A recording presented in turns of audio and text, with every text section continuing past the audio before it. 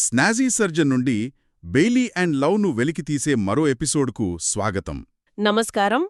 ఈరోజు మనం non lactational మాస్టిటీస్ గురించి కొంచెం లోతుగా చర్చిద్దాం. అంటే పాలు ఇవ్వని సమయంలో రొమ్ములో వచ్చే కొన్ని ఇన్ఫ్లమేషన్స్ అన్నమాట. అవును, ముఖ్యంగా 2 రకాలున్నాయి కదా ఇందులో, పెరిడక్టల్ మాస్టిటిస్ ఇంకా ఇడియోపెథిక్ గ్రాన్యులోమాటిస్ మాస్టిటిస్, అదే ఐజీఎం. కరెక్ట్. ఇది రెండూ కూడా కొన్నిసార్లు చూడటానికి క్యాన్సర్లాగా అనిపించి కన్ఫ్యూజ్ చేస్తాయి. నిజమే. అందుకే వాటిని సరిగ్గా గుర్తించడం, క్యాన్సర్ కాదని నిర్ధారించడం ముఖ్యం. చాలా ముఖ్యం. మన ప్రాక్టీస్లో ఇది కీలకం. ఇవి సాధారణంగా గర్భం దాల్చని మహిళల్లో లేదా పాలివ్వడం ఆపేసిన 6 నెలల తర్వాత వస్తుంటాయి. సరే, మొదటగా పెరిడక్టల్ మాస్టిటిస్ తీసుకుందాం. ఇది మేజర్ మిల్క్ డక్ట్స్ చుట్టూ వచ్చే ఒక రకమైన క్రానిక్ ఇన్ఫ్లమేషన్. దీనికి అసలు కారణమేంటి అంటే ఖచ్చితంగా తెలీదు అంటారు కదా, బహుశా ఆటో ఇమ్యూనేమో అని కూడా అనుమానం. అవును, ఖచ్చితమైన కారణం తెలీదు. కానీ స్మోకింగ్ చేసేవాళ్లలో ఇది చాలా ఎక్కువగా చూస్తాం. ఓ, స్మోకింగ్తో లింకా? గట్టి లింకే ఉంది. క్లినికల్గా చూస్తే ఇది ఏరియోలా కింద ఒక చిన్న వాపులా మొదలవ్వచ్చు. తర్వాత అది గడ్డగా మారుతుందా? అవును, గడ్డగా మారి కొన్నిసార్లు చీము పట్టి సబ్ ఏరియోలార్ యాబ్సెస్గా తయారవుతుంది. ఆ ఏరియోలార్ మజిల్ కొంచెం మందంగా ఉంటుంది కదా, దానివల్ల ఆ చీము బయటకి స్కిన్లోంచి రాకుండా ఎటువైపు వెళ్తుంది? అది ఏరియోలా అంచు దగ్గరికి చేరుకుని మామరీ డక్ట్ ఫిస్ట్యులా లాగా ఫామ్ అవుతుందన్నమాట. ఓకే. కొన్నిసార్లు ఈ దీర్ఘకాలిక గట్టి గడ్డని చూస్తే ఇది క్యాన్సరేమో అని కూడా భయం వేస్తోంది. ఇంకోటేంటంటే ఆ డక్ట్స్ చుట్టూ ఫైబ్రోసిస్ వచ్చి నిపుల్ లోపలికి లాక్కుపోయినట్టు అవడం. అది చూస్తాం. సరే, మరి దీని లక్షణాలు అంటే సిమ్టమ్స్ ఏంటి? నొప్పి ఉంటుందా? నొప్పి ఉంటుంది సెంట్రల్ ఏరియాలో. ముఖ్యంగా పీరియడ్స్తో సంబంధం ఉండదు ఈ నొప్పికి. ఓకే. ఇంకా? నిపుల్లోంచి డిశ్చార్జ్ రావచ్చు, కొంచెం చీములాగా. రైట్.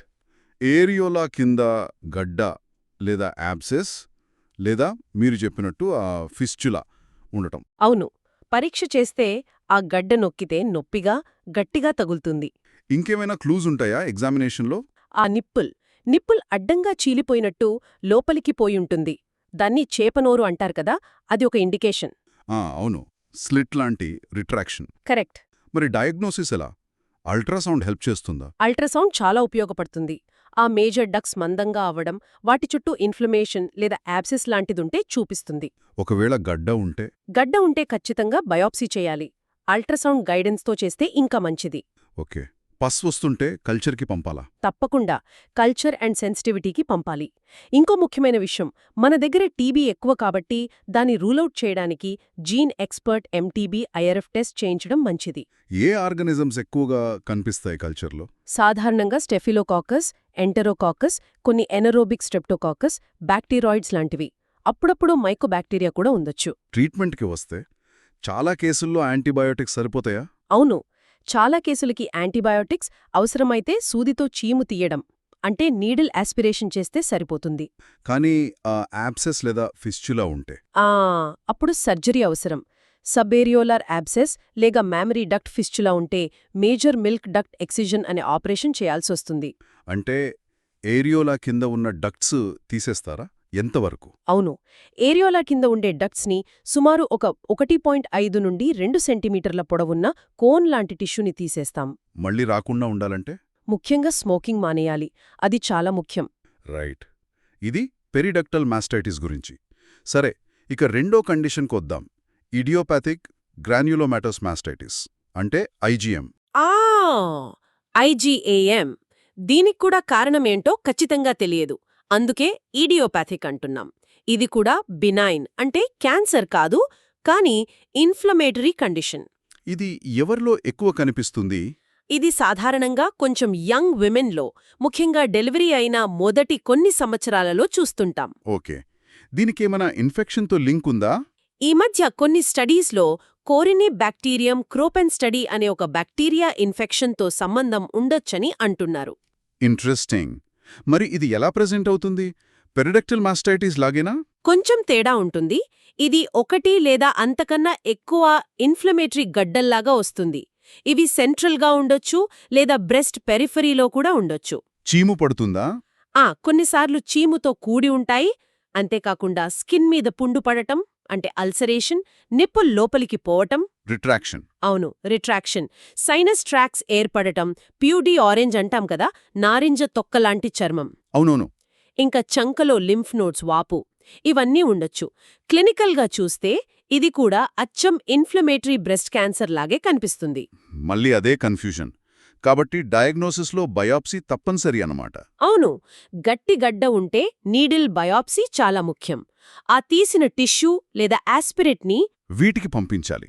గ్రామ్ స్టెయిన్, కల్చర్, ఆ తర్వాత టీబీ కోసం ఏఎఫ్బి స్టెయిన్ కల్చర్, అలాగే ఫంగస్ కోసం ఫంగల్ స్టెయిన్ కల్చర్, వీటన్నిటికీ పంపించాలి. హిస్టోపాథాలజీలో ఏం కనిపిస్తుంది? హిస్టోపాథాలజీలో మనకి నాన్ కేసియేటింగ్ గ్రాన్యులోమాలు కనిపిస్తాయి. దాంతోపాటు క్రానిక్ ఇన్ఫ్లమేషన్ ఉంటుంది. దీన్ని వేరే వేటితో డిఫరెన్షియేట్ చేయాలి? ముఖ్యంగా టీబీతో, ఎందుకంటే గ్రాన్యులోమాలు టీబీలో కూడా ఉంటాయి కదా. అలాగే ఫారిన్ బాడీ రియాక్షన్, సార్కాయిడోసిస్, వీటి నుండి కూడా వేరు చేసి చూడాలి. సరే, ట్రీట్మెంట్ ఎలా ఉంటుంది దీనికి? లక్షణాలు ఇన్ఫెక్షన్ లాంటివి ఉంటే ముందుగా ఎన్ఎస్ఏఐడీస్, యాంటీబయాటిక్స్, అవసరమైతే చీము తీయడం, డ్రైనేజ్ చేస్తాం. Anti-TB drug సంగతేంటి? గ్రాన్యులోమాలున్నాయి కదా. అది చాలా జాగ్రత్తగా ఉండాలి. మన దగ్గర టీబీ ప్రాబల్యం ఎక్కువ కాబట్టి అనుమానం వస్తుంది, కానీ ఖచ్చితమైన డయాగ్నోసిస్ లేకుండా, అంటే ఇమేజింగ్, హిస్టోపాథాలజీ, మైక్రోబయాలజీ, జీన్ ఎక్స్పర్ట్తో సహా ఇవన్నీ లేకుండా యాంటీ-టీబీ మందులు వాడకూడదు. ఒకవేళ ఈ ట్రీట్మెంట్తో తగ్గకపోతే? వ్యాధి తగ్గకుండా ఇంకా పెరుగుతూ ఉంటే అప్పుడు స్టిరాయిడ్స్ వాడొచ్చు. ప్రెడ్నిసోలోన్ నోటి ద్వారా గానీ లేదా ఇంజెక్షన్ రూపంలో లోకల్గా గానీ ఇవ్వచ్చు. కొన్నిసార్లు మెథోట్రెక్సేట్ కూడా కలుపుతారు. సర్జరీ అవసరం పడుతుందా? పెరిడక్టల్ మాస్టైటిస్ లాగే ఇక్కడ కూడా మ్యామరీ డక్ట్ ఫిస్టులా లాంటిదుంటే మేజర్ మిల్క్ డక్ట్ ఎక్సిషన్ చేయాల్సి రావచ్చు. లేదా పదే పదే వచ్చే క్రానిక్ యాబ్సిస్ క్యావిటీస్ ఉంటే వాటిని పూర్తిగా ఎక్సైజ్ చేయడం అవసరం పడొచ్చు. ఓకే, అంటే మొత్తంగా చూస్తే ఈ రెండు conditions, periductal mastitis, IGM non lactational మాస్టైటిస్లో ముఖ్యమైనవి. చూడ్డానికి క్యాన్సర్లా అనిపించినా అవి బినైన్ అని గుర్తుపెట్టుకోవాలి. అవును, వాటిని కరెక్ట్గా డయాగ్నోస్ చేసి తగిన ట్రీట్మెంట్ ఇవ్వడం చాలా అవసరం. ఈ వివరాలు మన తోటి సర్జన్లకు వారి రోజువారీ ప్రాక్టీస్లో ఉపయోగపడతాయని ఆశిస్తున్నాను. తప్పకుండా. మా పాడ్కాస్ట్ విన్నందుకు ధన్యవాదాలు. తదుపరి ఎపిసోడ్లో కలుద్దాం. ధన్యవాదాలు.